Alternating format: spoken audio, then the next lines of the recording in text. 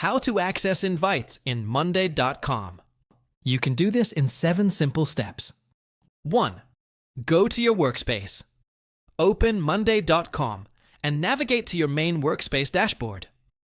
2. Click on your profile. In the top right corner, click on your profile picture to open the menu. 3. Select Invite Members. This option lets you see pending invites and send new ones. Check the Invitations tab. Click on Pending Invites to view invitations you have sent to others. 5. Resend or cancel invites. If an invite hasn't been accepted, click Resend or Cancel as needed. 6. Accept incoming invites. If someone invited you to a board, check your notifications or email to accept. 7.